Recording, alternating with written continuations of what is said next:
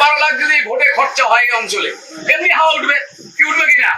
এটার জন্য যারা আছেন তাদের আমি কিন্তু এগুলো খোঁজ করে বাইর করবো যে কারা কারা এরকম অর্থশালী লোক আছে, তাদের কাছে কিন্তু পার্টির সিরিজে যাবে আগামী ভোটের জন্য। হ্যাঁ, যে কিছু ফান্ড ভোটের জন্য দিতে হবে। তারা যদি দেয়, যারা দিবে তাদের অঞ্চলটা জিতলে, পার্টির ক্ষমতায় থাকলে, তারা যখন যে প্রধান থাকবে তাকে আমি দায়িত্ব দিব যে এই লোকগুলা সহযোগিতা করছে, এই লোকগুলা যেন পরবর্তীতে এই অর্থটা পরিশোধ করা যায়। আপনাদের রোগের জন্য অ্যাডভান্স, যেমন আপনার ভ্যাকসিন নেয় না, যে অমুক ভ্যাকসিন নিলে আমি পয়সা যাবো না, তা আপনার এই টাকাটা ভ্যাকসিনের জন্য দিবেন, পয়সা গেলেন তারপরে আবার ওষুধের দাম নিয়ে দিবেন, কিন্তু ভোটের সময় করতে হবে।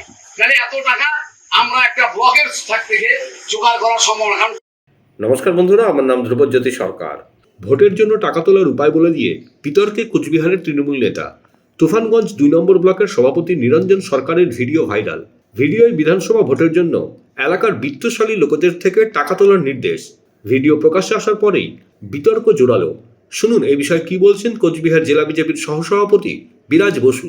আবাল বৃদ্ধ বনিতা সবাই জানে তৃণমূল কংগ্রেস কাটমান্ডির দল, তৃণমূল কংগ্রেস তোলাবাজের দল, তৃণমূল কংগ্রেসকে তোলামূল বলা হয়।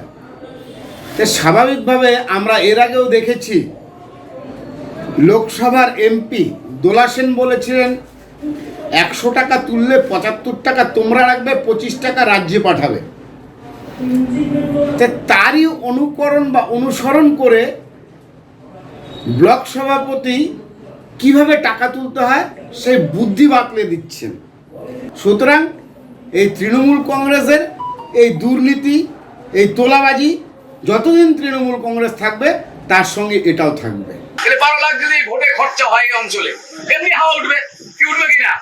এটার জন্য যারা আছেন তাদের আমি কিন্তু এগুলো খোঁজ করে বাইর করবো যে কারা কারা এরকম অর্থশালী লোক আছে, তাদের কাছে কিন্তু পার্টির সিরিজে যাবে আগামী ভোটের জন্য। হ্যাঁ, যে কিছু ফান্ড ভোটের জন্য দিতে হবে। তারা যদি দেয়, যারা দিবে তাদের অঞ্চলটা জিতলে, পার্টির ক্ষমতায় থাকলে, তারা যখন যে প্রধান থাকবে তাকে আমি দায়িত্ব দিব যে এই লোকগুলা সহযোগিতা করছে, এই লোকগুলা যেন পরবর্তীতে এই অর্থটা পরিশোধ করা যায়। আপনাদের রোগের জন্য অ্যাডভান্স, যেমন আপনার ভ্যাকসিন নেয় না, যে অমুক ভ্যাকসিন নিলে আমি পয়সা যাবো না, তা আপনার এই টাকাটা ভ্যাকসিনের জন্য দিবেন, পয়সা গেলেন তারপরে আবার ওষুধের দাম নিয়ে দিবেন, কিন্তু ভোটের সময় করতে হবে। তাহলে এত টাকা আমরা একটা ব্লকের থেকে জোগাড় করা সম্ভব না। বন্ধুরা, ভিডিওটি ভালো লাগলে দয়া করে লাইক শেয়ার করে দেবেন, আমাদের পেজটা ফলো করে নেবেন, আর আপনার মতামত কমেন্ট করে অবশ্যই জানান। ধন্যবাদ।